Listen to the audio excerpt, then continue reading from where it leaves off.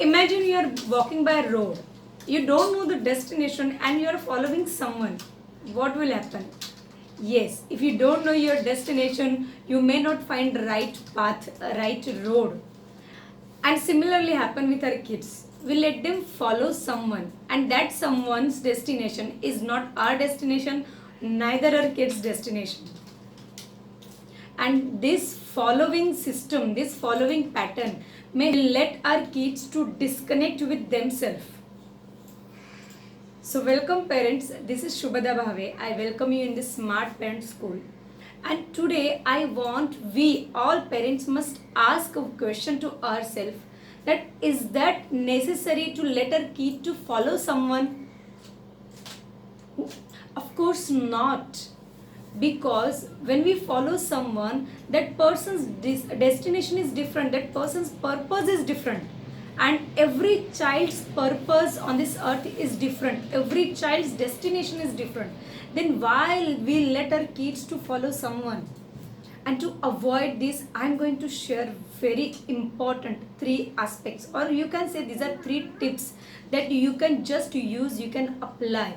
And using these, we can literally help our kids to stay connected with themselves, because they are already connected with themselves. We don't need to do something extra.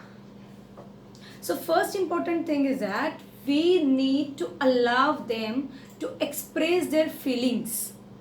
Let them express their sadness, their joy, their anger, everything. Let them express, give them space so that they can observe their feeling. They will not get habituated to suppress the feelings, and this will create a major impact on their connection with themselves. Second important thing you can do is that allow them to express their opinions, respect their opinions. If they tell you something, do not shut them up, let them speak. This will create a courage to express their own opinions. Again, this will also help them to stay connected with themselves, to stay connected with their own thoughts.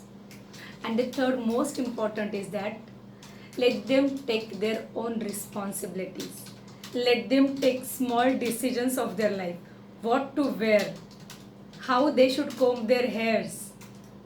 Let them take these small decisions of their life. And this will help them to become responsible person. And this will help them to take their own responsibility. And surely these three things will surely help them to stay connected with themselves. And using these three things, we are indirectly creating a leader, not follower. So parents, let's create leaders, not followers.